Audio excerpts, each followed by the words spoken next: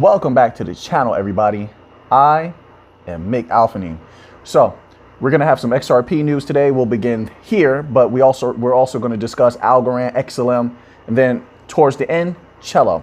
So there will be chapters involved. If you want to jump around, feel free to. But also, if you haven't already seen that video that I released on Friday in the members only section, which I believe is an explosive video with very important information in there, we're covering two topics in that video. You definitely want to hear that. You want certain information can be very powerful. What you do with it is up to you. Okay? But click that join button down below, become a member, then scroll over to that community tab or members only section on my page, scroll down, you'll see that video. So let's begin here. This is on u.today. And the article goes as such. Ripple sees strong addition to its legal team.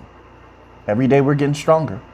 We're over preparing. I would rather that than unpreparing. And we've been winning along the way, absolutely dominating in every possible way. But let's read this little tidbit here. It says Ripple has seen a new addition to its legal team, according to updates shared by Ripple enthusiast and former federal prosecutor James K. Fallon. Quote, attorney Bethan Rian Jones has filed an application to appear and join the Ripple Labs defense team. Attorney Jones is with Kellogg Hansen. A bio on Attorney Jones reads, quote, Bethan Jones joined Kellogg Hansen as an associate in 2018. Ms. Jones represents clients in complex commercial litigation and has particular experience in antitrust, telecommunications, and False Claims Act cases. Before joining Kellogg Hansen, Ms. Jones served as a law clerk to the Honorable Anthony J. Cervica? Sorry about that, sir. I completely mutilated your name. Respectfully. On the United States Court of Appeals for the Third Circuit. She is also a co-author of 2 books about conflicts of law. So this is a person who is very in the know of everything and stays on top of the latest changes in the law. This is huge. This is very, very good. I mean, look, listen, the case is coming to a close, but we don't need to take any chances. It's better to be over prepared, better to need it and not have it than have it. Wait. How did that go again? After all the hip hop songs I've listened to, I listen to a lot of different types of music, but you would think I would get that phrase right. What is it? Better, okay. Better to have it and not need it than need it and not have it. There you go. All right. Somebody out there's like, shame on you, Alphaning. You don't know that. But yes, so we're over preparing. We're loading up the big guns just in case. But as of right now, we're dominating. The SEC has backed off for now. We know how wishy-washy and flip-floppy they are, but they've backed off of saying XRP is a security. And they're sort of more directing their attacks at Ripple directly. We'll adjust accordingly. Hopefully that continues because we're going to slaughter them and have been slaughtering them on that point. We've been doing a great job. Everything's looking good. You see the people are enthusiastic about XRP. You see how that price has been holding. You see that consolidation, don't you? That's good consolidation. Oh, also you did see how You saw how Quant's price went up. You saw that, right? Quant stays strong. The circulating supply is only, what, 13, 14 million. The utility of Quant, the utility is second to none. I don't know how people aren't seeing this. Quant is specifically working with banks, just like Ripple.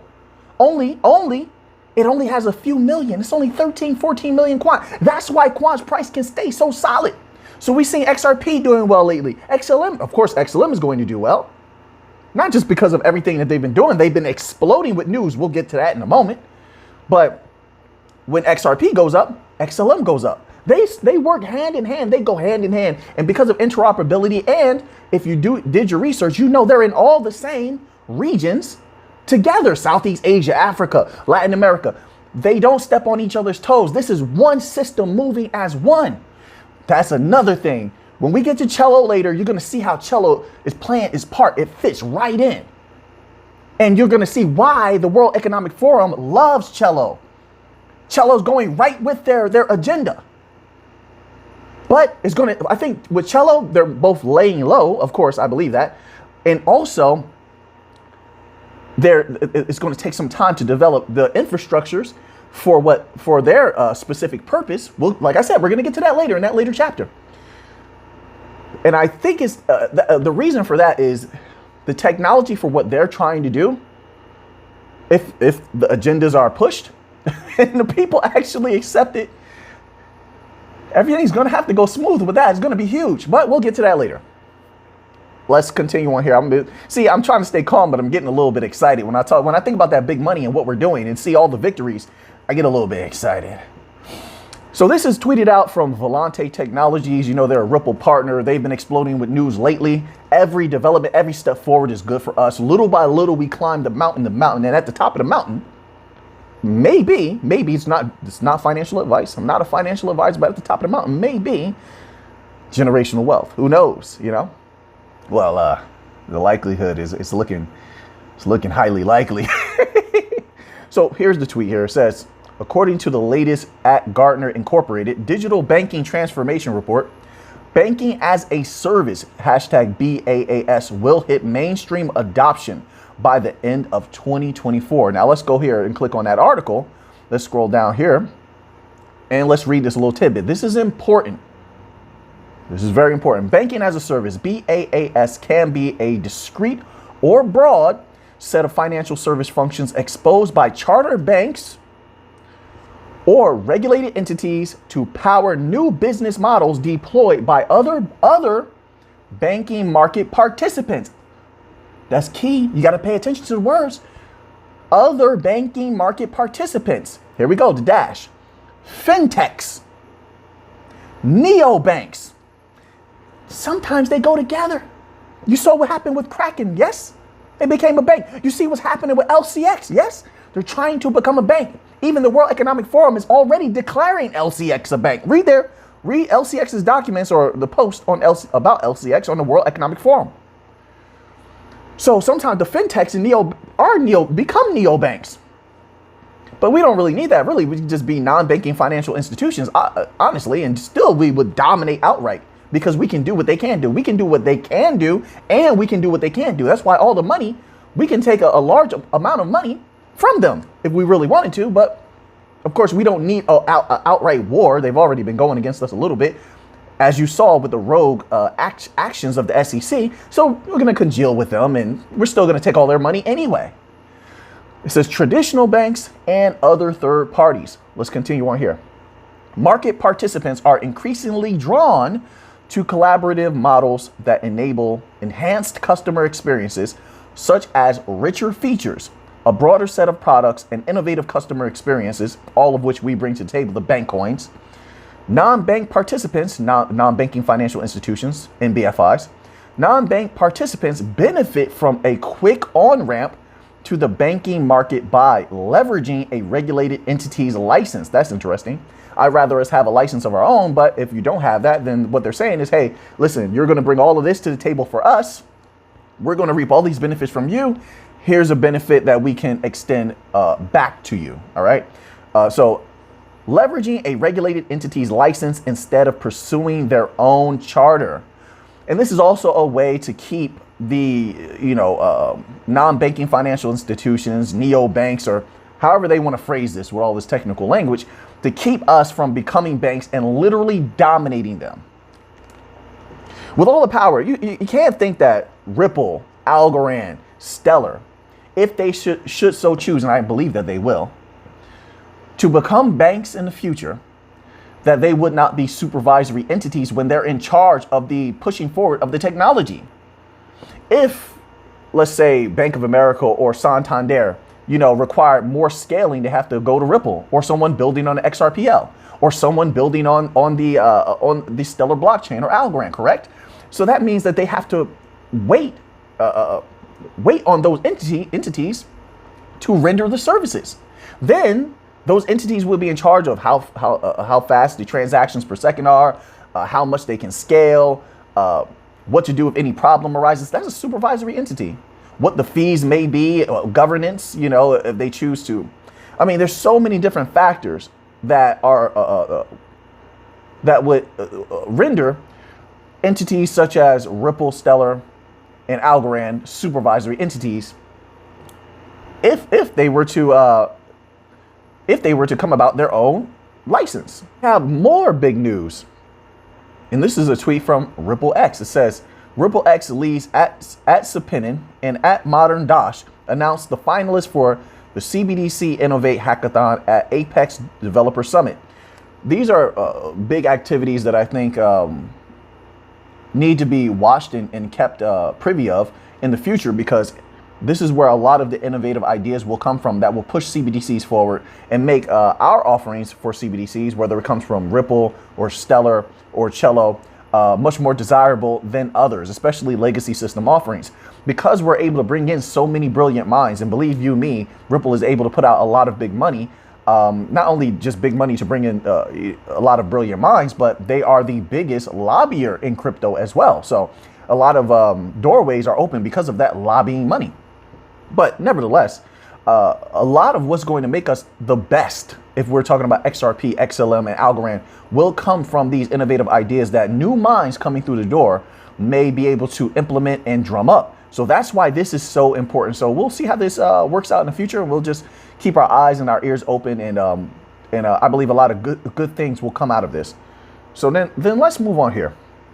So also, we have this here from Poly Network.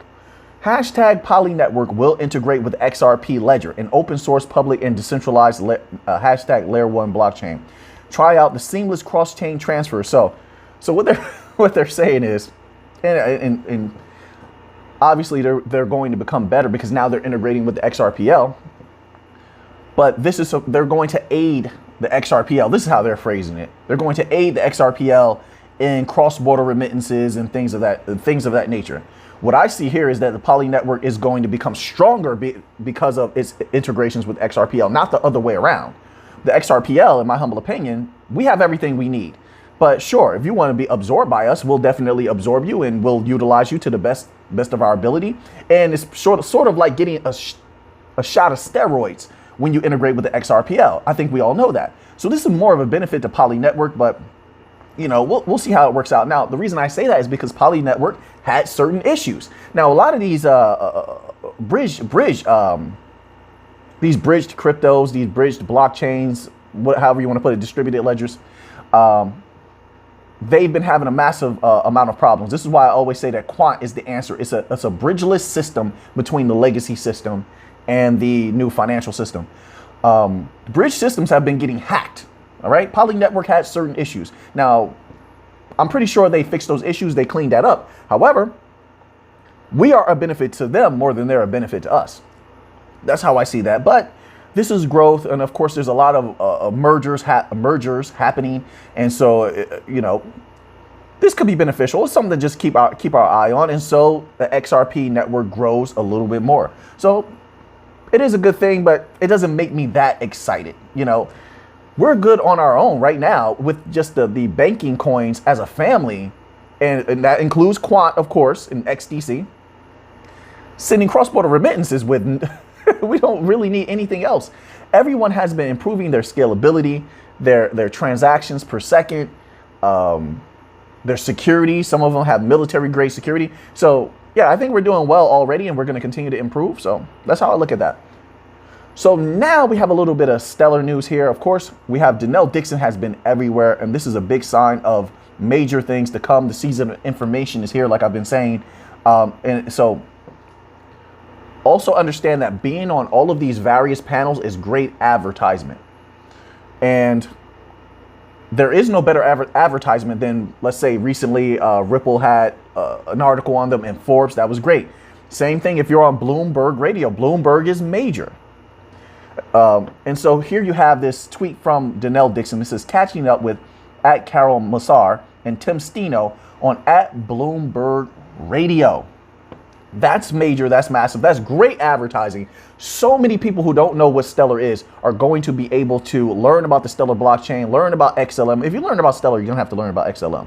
You're going to go to their website. You're going to have to read that front page and such like that. You should read their white papers if you're going to be a business getting involved with a financial offering, right? So you're going to learn about XLM and its functions and such, and it's crucial to everything on the Stellar blockchain. Everybody who uses the Stellar blockchain, their wallet must contain a minimum of, or account rather, whichever way you want to put it, must contain a minimum of lumens, and as many different wallets or accounts that will exist in the future, that is, in my humble opinion, that price is going to go up. Not to mention other entities that are going to be building on Stellar in the future, in addition to the entities that are building on them right now. Velo Labs, Everynet, Lightnet, all these mergers happening. Ultra Stellar. So you have all of these entities, you know, building on Stellar. Everything's looking good, but this type of advertising can bring even more eyes to it. A lot of individuals who listen to Bloomberg Radio are big money individuals. These are big businesses. And so, yes, they might look into this and that could bring a little bit more business. So this is always good. And I'm glad to see something like this happening. And Stellar is trying to make sure that they iterate to all of the banks, central banks. I think the central banks understand this more than most, but the private banks, the public banks, remember, we're going after all of the money. Whether it's XRP or XLM or Algorand, you can't think that they're saying to themselves, you know, we're just going to take this little bit of money. Sure, that might end up happening. And even a modicum, I'm talking about a modicum of quadrillions of dollars is still going to make that price skyrocket. That's just logical.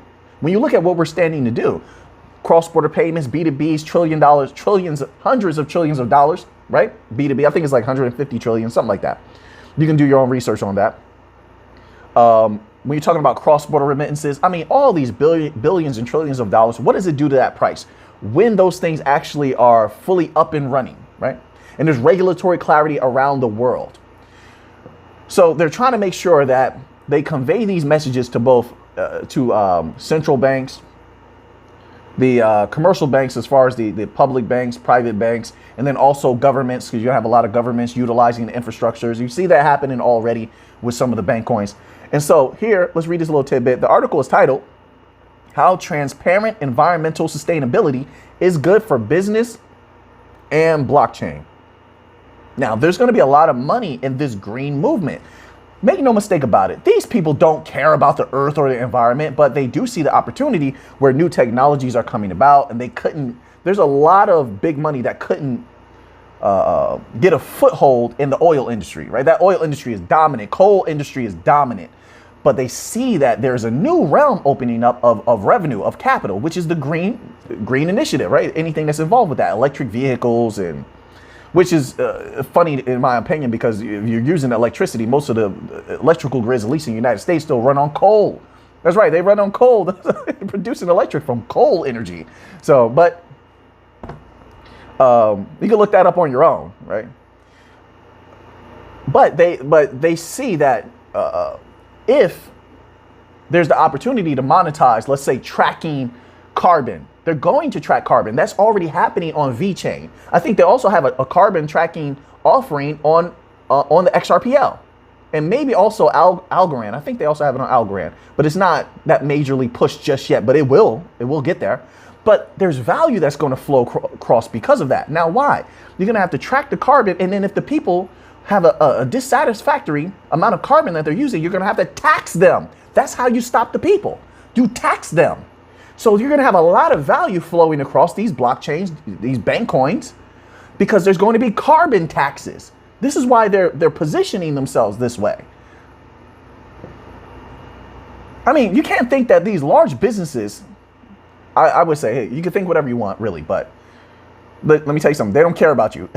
They really don't. They put on a guise in order to sell a product. It's just the same way that salespeople do. You know, they talk to you like they're your best friend, so they can sell you, most of the time, sell you a piece of trash, right? But it's about the money, So carbon taxing, then also they're going to have, and I'm trying not to give too much away because we're going to get to Celo later. This plays a very important part.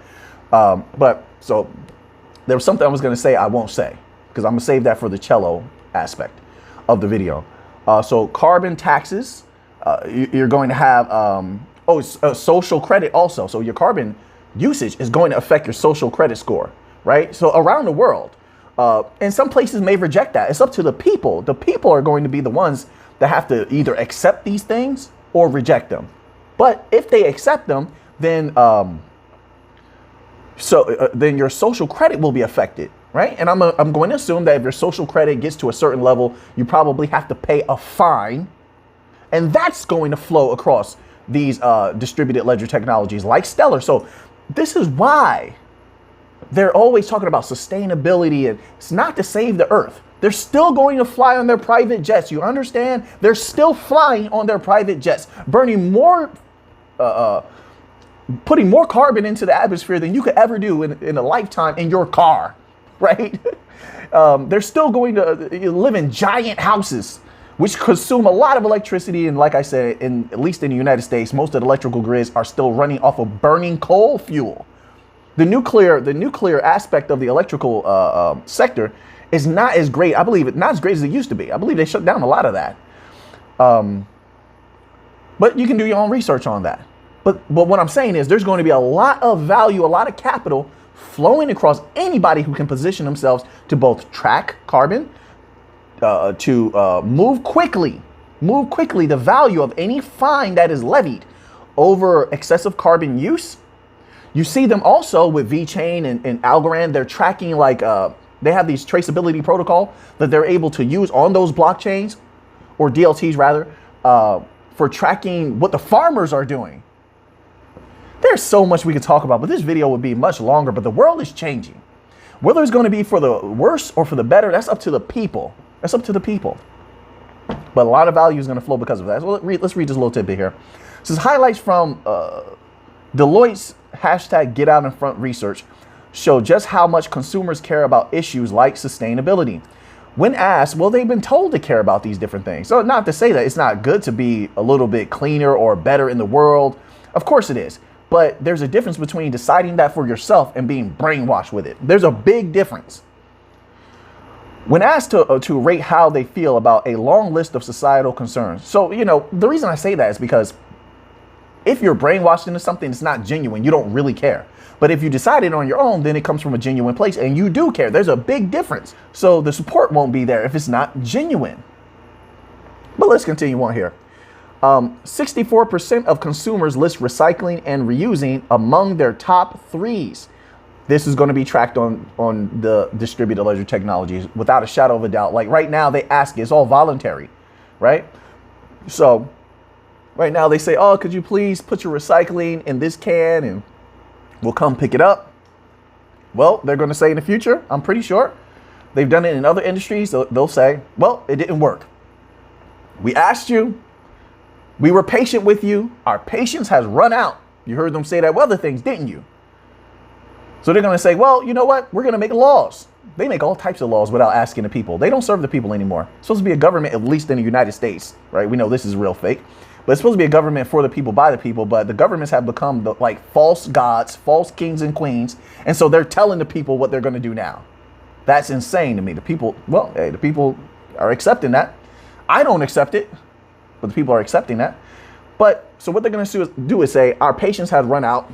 Tick tock. So we have to save the planet. So we're going to write these laws. And now we're going to track your recycling.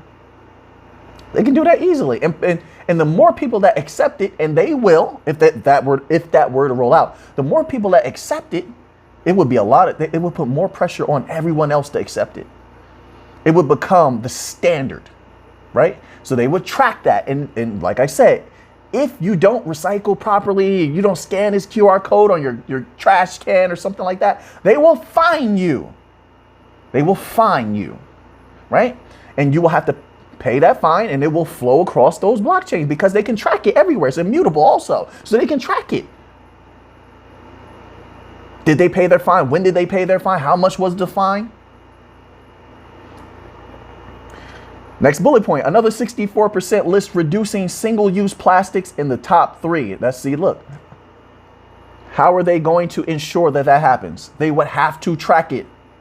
And how would they enforce it? They would have to fine the people. They're already doing this in certain countries with social credit scores and carbon tracking. They track your scooter, like if your electric scooter. They want to know where it is. I just saw something on this the other day. Where it is, how far you went, how much electricity you used. They're already doing that. Turn your lights off at this particular time, Next bullet point, 62% feel strongly about tackling air pollution. They're going to track everything. It's going to be fines. How are they going to stop the people from doing that? Shut down certain industries, right?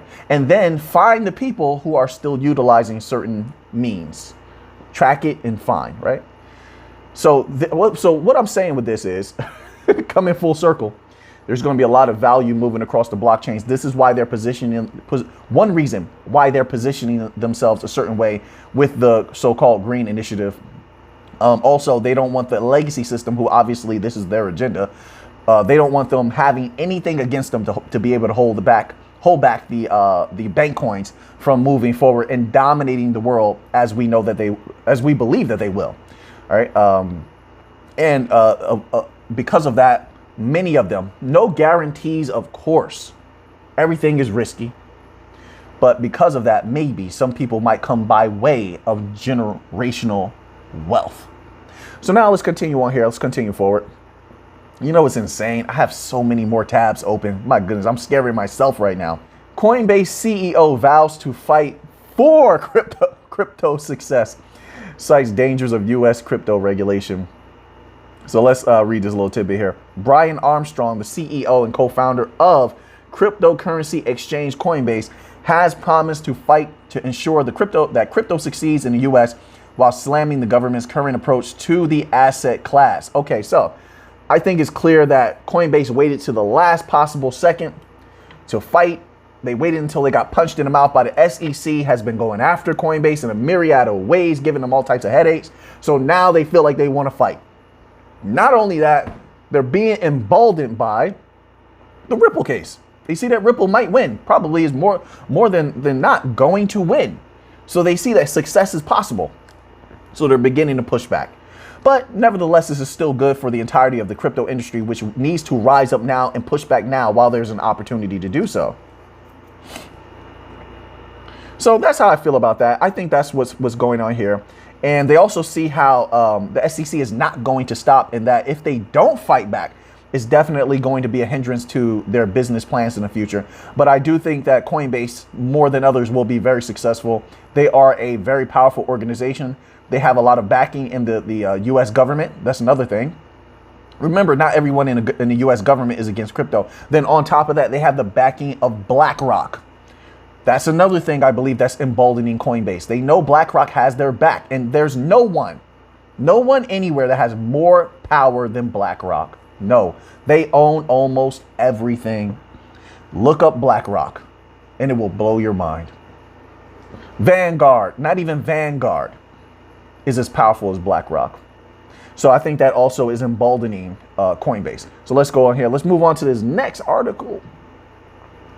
Here's a little bit of Algorand news. NFTs are live. Learn more about the @TravelX marketplace powered by Algorand. So once again, you're going to have plane tickets and air travel. Of course, they're going to do package deals. Of course, they always do that. If they're not doing it now, they're going to do that, right? So you're going to have all of that traveling value flowing across Algorand. And this is just where they're beginning. Algorand's price, I think, is going to explode insanely. As I said before, it's one of the few coins that explodes off of retail. It can explode unbelievably, right? Before the banks even step in, which is mind-blowing, like I said. Speaking of Algorand, click that join button, go to the members only section, watch that last members only video I put out. It's going to blow your mind. I think it is, my humble opinion. So you have vacation and travel money possibly in the future flowing across Algorand. You have payroll already. They're running infrastructures just like XRP is as well. But XRP, they're doing theirs in Mexico. I don't know if they have anything in South America with payroll. But you have payroll that's going to be flowing across Algorand. You have CBDCs, value possibly flowing across Algorand. What does it do to the price of Algorand? Muy linda, mi gente. Muy linda. Everything's looking very good for Algorand at this particular time, in my humble opinion. So now let's move on here to a little bit of Hedera news. There's so much going on in crypto right now. It's unbelievable. This is tweeted out by Hedera. How crypto is preparing for the quantum apocalypse. Dr. Lehman Baird of Hedera said the key size of digital signatures may have to increase to be safe in the world of quantum computers. It's not just, see, Hedera, Algorand, XDC, they're jumping out in the front, at the forefront of this. You saw Algorand talk about this about a month and a half ago, where they were preparing for the quantum apocalypse. They were preparing for quantum computers, which could be highly detrimental to distributed ledger technologies, because the capabilities of quantum computing is astounding. So the legacy system is much more vulnerable, but they don't have to speak on this right now. Just like they don't speak on the banks getting hacked, just like they don't speak on the banks freezing so many different people's accounts. That's not going to make the media. So they don't have to really rush. What they're waiting for is the new financial system to prepare for this. And then once it layers on top of the legacy system, they will reap all the benefits of all the bank coins' hard work. That's really what's going on, in my humble opinion. But because of that, the bank coins is just one more reason the bank coins are going to win and have been winning. So let's read this little tidbit here. It says, as the world waits for the first true quantum computers to become a reality, various industries are taking steps to prepare for their arrival. These powerful machines are expected to surpass modern computers in almost every way, performing calculations that would otherwise be impossible. This could lead to enormous benefits for humanity, but it could also pose a threat to the current cryptographic algorithms many digital services rely on. Encryption involves complex maths, problems that modern computers cannot solve to keep data secure. This also puts into question, like I said, this is going to put in question all of the legacy system offerings of all kinds, because quantum computers and of course these warring nations are going to have opposing quantum computing systems. They're going to be attacking each other with that. I think so. They pretty much, the government's always used the newest technologies to attack each other. I think that's just the way that it goes. So expect it. Hope for the best, prepare for the worst, right? So it puts them more in danger and at risk than us, but we're preparing nonetheless. But, you know, I just always think about that normal people don't question the governments. They don't, on any level. They just accept it. They think they're bulletproof, or, you know. It's unbelievable, but we get questioned in the Bankcoin family. We get questioned in the new financial system. It's mind blowing. When we are extremely advanced already. Even though Hedera is going to take certain precautionary measures, that's all they are, precautionary measures. The hash grab is much more advanced than blockchain, much more. It's not even close. Go read their white papers. It'll blow your mind. The scalability, the speed, the possibilities are endless when it comes to Hashgraph. Not to mention that the security of Hashgraph with their gossip mechanism and how they store and break apart and encrypt data is unbelievable. And yet still, they're going to take precautionary measures. But let's continue on here. It says, one area that could be at risk is cryptocurrencies. As the name suggests, these digital currencies rely on cryptography to verify transactions. Research from Deloitte estimate that more than 4 million Bitcoins in circulation could be vulnerable. That we don't care about. You know, don't get me wrong. I have nothing against Bitcoin, but I don't hold Bitcoin. I don't waste my time worrying about things that have nothing to do with me at all. It's a waste of mind space. It's an extra burden. If something doesn't have anything to do with me, it doesn't have a direct correlation, it doesn't make an impact on me, then I'm not going to be worried about it. That's how I feel. Dr. Lehman Baird is the co-founder of Hedera, a public proof-of-stake network designed for enterprises. Baird told SiliconRepublic.com that in a nightmare scenario where the crypto industry takes no steps to prepare, the results could be very damaging. What it would mean is that you could break the signature system that allows you to say whether or not tokens are transferred out of your account, Baird said. Someone could steal everything you have, all of your cryptocurrency, all of your tokens. They could do anything in your name because your name is just a signature and they could forge your signature. Okay, so we saw, like I said, this is what I love about the bank coins and them being at the forefront of everything. Algorand already took steps to counteract this. You saw that, right? Hedera is doing the same. So I think it's logical that Ripple is probably going to follow suit. Stellar, they're probably working on things right now. They just haven't come out with an announcement just yet. XDC, military grade security. So, you know, I believe that's already built in. And of course, they know this is coming. They have a lot of brilliant minds. All of the bank coins, I believe, are going to be prepared for something like this. And as you see, they are preparing. They are ready. They're readying to deploy certain things to counteract these things. So this is very, very good news. This is why the banks love us, why the governments love us, as far as the bank coins, of course, minus the rogue agents within the governments. And so let's continue on here. So a little bit more from HBAR. George Gervin, the Iceman, releases his NFTs on Hedera. Let me read this to just get this correct. George Gervin partners with iPrivata and the HBAR Foundation to launch the I Own Me campaign to protect athletes' data and digital rights. It says, known as the Iceman for his signature finger roll. Ooh, it was nice. Oh, George Gervin won 4 NBA scoring titles, 3rd all time, and was recently recognized on the NBA's 75th anniversary team as he launches a new apparel line, book, and upcoming documentary. He is proud to partner with iPrivata and the HBAR Foundation to record, authenticate, and enforce his legal title and rights to his data and digital assets. You're going to see more and more things like this happening on the bank coins like Hedera, Algorand. You see Algorand with FIFA and their racing teams. You see XDC with their soccer teams. I believe they also have a racing team. I believe also. Don't quote me on that, but I know XDC has a few good things going on. You're going to see more and more of this. You saw Algorand also with Run DMC. Like they have a lot of different things going on. And so you're only going to see more and more of this as big name people start to step in and take advantage of these particular systems. So then we get to this here. And this is where I believe Celo in the future, as it continues to develop, everything's going to take time, of course. I believe this is the part it's going to play. We'll see. I could be completely wrong. And keep in mind, Celo's price can explode just because the bull market comes back. It exploded a multiple of times. People took great profit off of Celo last year when everything was going parabolic. Celo was exploding. $2, $2.50, then goes up to $8. People had a ton of Celo. So because of its circulating supply, it's one of those that just, it can explode without anything major happening, even though I anticipate it's going to have major things happening. This might be one of them, right? So it says at Celo.org, universal basic income. This is something that they've been doing on Celo. Demurrage, natural capital-backed currencies, community currencies, creating money without debt. Hashtag Celo Connect. So then we have another little tidbit of information here. Without our knowledge, more than 20,000 people have benefited from universal basic income through at IPCT market built on Celo.org. We support this change. Now, they've been doing this for a while now. Obviously, this is a test because it could be much more widespread.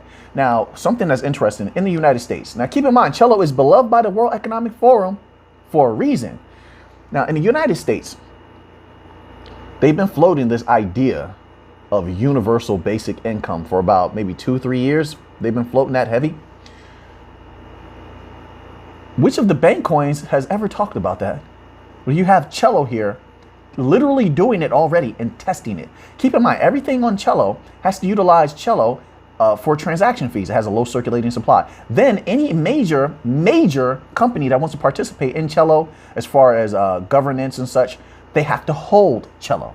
Sort of reminds me of like what they have to do with XRP. And they're already doing universal basic income in certain areas. Now, there's a little map that they have somewhere on here, and you see that most of the places that they've tested this out, universal basic income on Celo, is in Africa and in Latin America. But as I said before, there's been a huge push in the West for universal basic income. Should that come to pass, the bank coin that has all of the experience in doing that would be Celo. But only Celo, from what I've seen, they are the only ones that have use cases, like they're actually doing this right now. So that could be huge in the future. That's something to watch. The company is IPCT Market and says built on Celo.org. Okay, now let's continue forward because that's not the only thing. Let's see if we can pull this up here. So on their website, impactmarket.com, then you see they have 41,000 beneficiaries. They're in 20. This is what they're saying. They say on their website, they say they're in 28 countries. That's a lot of data. That's a lot of practice for rendering universal basic income. Why? If this is not going to be a major thing, then why are they doing that? Celo. Celo is a utility coin that enables users to participate in the proof of stake consensus. Second bullet point, pay for on-chain transactions. So all transactions on the chain are paid in Celo. When the volume goes up, that price is going to skyrocket because the circulating supply is not that high for a bank coin. It's very, very reasonable. Then it says vote on governance decisions. And that brings me to another thing that has been going on for a while with Celo. So if you remember, Deutsche Telekom is a heavy investor in Celo. So you have Deutsche Telekom is a heavy investor in Celo. You have the World Economic Forum, which Deutsche Telekom owns T-Mobile. So you have Deutsche Telekom, owner of T-Mobile, heavily invested in Celo. You have the World Economic Forum saying, hey, we love Celo. Then you also have major people coming to work at Celo from like Bank of America and such. They have a very, very powerful team. I don't know if it's changed, but the last time I checked, they had a very, very powerful team. So you have all of this happening, but it says Deutsche Telekom invest in public blockchain network Celo. Deutsche Telekom invest in decentralized financial economy. Deutsche Telekom to be the first telecommunications company in the world to join the Celo network. Deutsche Telekom offers secure infrastructure for the Celo network, so it's only going to grow. They're continuing to build. Deutsche Telekom is investing in the future of decentralized financial economy with a significant purchase of Celo's native asset, Celo. Celo is an open source. They're doing that because they want that power over the network. The more you own, it's sort of like what the Bank of International Settlements was saying about decentralization. The more you own of a particular asset in a asset pool, or when it comes to governance, I believe the more say you have. It's sort of strange. Don't quote me on that, but I think that's what they're doing here. And they're getting out early to build infrastructure, sort of getting out in advance, while others who get into Celo later will have to just play catch up. You understand what I'm saying? I'm sorry, I'm not so eloquent today, but you guys understand what I'm trying to say. So Deutsche Telekom will be the first telecommunications company to join the global Celo Alliance for Prosperity. Our investment in Celo, combined with the infrastructure operated by T-Systems, allows our company to take a strategic approach to participating in a public blockchain network. We're able to secure the Celo network with our investment. Listen what they said. We are able to secure the Celo network with our investment and our own cloud infrastructure while facilitating user onboarding and use case development on top of the Celo network. So there's going to be news coming out. Who knows when? This is going to take time. Like I said, these types of infrastructures do take time. I understand a lot of people are not going to be patient. And I'm not here to tell people to buy or sell anything ever. I'm simply a humble researcher. I share what I find. I definitely am enthusiastic about things that I hold because I believe in them 100%. But you have to do what's best for you. I completely understand that. And whatever your decisions are, I respect that. That's how I feel about that. But let's continue on here. So,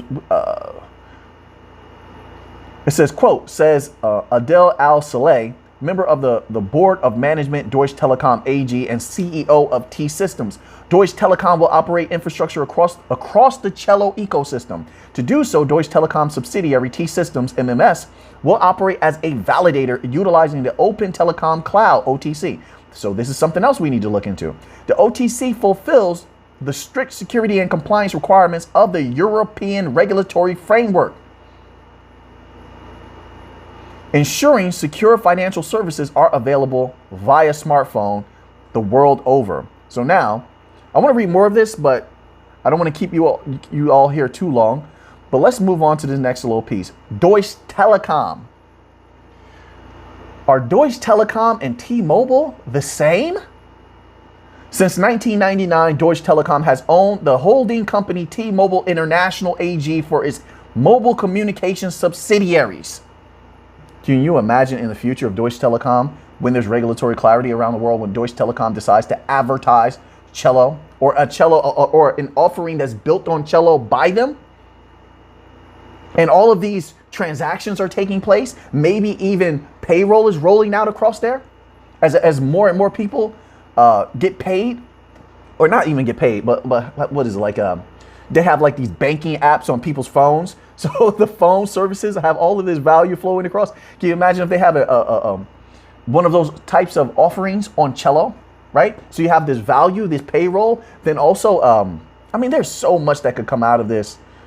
It's unbelievable. So yeah, so let's continue on here. From 2003 to 2007, T-Mobile International was one of Deutsche Telekom's services, in addition to broadband fixed net business customers and Group HQ and shared services. So since 1999, Deutsche Telekom has owned the holding company T-Mobile International AG. So there you have it. T-Mobile is the brand name. This is from Wikipedia. T-Mobile is just to verify, because you need multiple sources. T-Mobile is the brand name used by some of the mobile communications subsidiaries of the German telecommunications company Deutsche Telekom AG. There you have it. So Celo isn't big with these people. We'll see what comes of it. Like I said, if it wasn't a bear market, Celo's price probably would have exploded a few times by now. And the people who made a ton of money from Celo definitely remember Celo and saw how easy it was to make money with Celo. And they probably will be back, I would assume, to make some more money when the bull market comes back. But right now, everybody has to do what's best for them and protect themselves, protect their value and such like that. So people are operating with caution in a myriad of different places in different ways, especially as the world economies are absolutely insane and the governments don't really know what to do to solve the problem. So let's continue on here. So also remember that Celo is also, they're trying to run CBDCs. You can go over and read their CBDC white paper. So if you remember, they were a finalist in the CBDC contest that was held by the Monetary Authority of Singapore, correct? But what we have to keep an eye on is the activities of Celo Labs, or C Labs rather. C Labs are the ones who are at the forefront of pushing Celo around the world as a protocol for central bank digital currency. So it says here's an article. It says C Labs to work with e-currency to integrate CBDCs with DeFi. So here's another way that they're trying to use Celo. So not only trying to push Celo, or the Celo blockchain rather, as an infrastructure for CBDCs, but they are creating a doorway where the value of all CBDCs, the value of them, will flow into Celo. But let me read this and give you a little bit more clarity. It says, through the partnership, central banks launching CBDCs will be able to use the Celo blockchain to gain access to DeFi products. And you already see this happening all over the place. They're very interested in it. The Bank of International Settlements has talked about DeFi. You have certain banks that are now trying to offer DeFi. You have LCX, which is trying to become a bank, and they have their own. The regular exchange, but they also have their decentralized exchange offering. So this is going to be huge because banks want to take over DeFi. So a lot of that value can flow into Celo, and that will cause that price to explode insanely. If retail money made Celo explode, $2, $2.50, $1.75, all the way up to like $8 or $8.50, something like that. You could check their all-time high. And that was last year. Like I said, we did very well last year. But if retail did that, imagine what bank money could do to Celo. But let's read this little tidbit here. C Labs, the organization behind developing the Celo ecosystem, said Friday it will be working with eCurrency, the technology provider that enables central banks to issue digital currencies. Through the partnership, central banks that are trialing or launching CBDCs will be able to use the Celo blockchain to allow end users access to decentralized finance products, according to a press release. So DeFi, like I said, I don't believe DeFi is going anywhere, but I believe the banks, I've been saying this since last year, I believe the banks will dominate. That's why the Bank of International Settlements put so much research into DeFi. They want to take it over. They're finding weaknesses in DeFi, how to make DeFi CeFi, or CDeFi, as some people are calling it. I think that's what Quant calls it, centralized, decentralized finance. It's so weird, but this is what they're trying to do. Through the partnership, okay, we read that little piece here. The Celo blockchain allows native and non-native digital assets to circulate freely across devices, carriers, and countries, according to the Celo website. Remember that Celo itself is used for all transaction fees. The blockchain uses phone numbers for public keys. It issues native stable value token. eCurrency enables central banks to mint and issue CBDC instruments to financial intermediaries in compliance with existing legal frameworks. Okay, so they also can use this infrastructure for CBDC. So it's twofold here. They're opening up two doorways at the same time for the value of the central banks to flow into Celo. This is very, very good. It says, quote, after seeing how Celo has opened new opportunities for end users, such as access to loans and savings, it's only natural that C Labs extend the use case to CBDCs. All right, so You know, in the future, this is going to take a little bit of time, but I'm expecting more announcements and more happenings from not just Celo, but remember, you have to stay up to date with C Labs. I believe a lot of big announcements may come out in the future, and hopefully it will. Hopefully everything goes according to plan. But as of right now, everyone's still building. You see Ripple still improving their blockchain, XRPL. Algorand still improving theirs. They just did a massive upgrade. XDC is about to do another massive upgrade. You saw this summer, Hedera did a massive upgrade. Everybody's still building, making partnerships. So we're moving forward. Things are moving little by little. It says, e-currency is specifically formed to enable central banks to issue CBDC.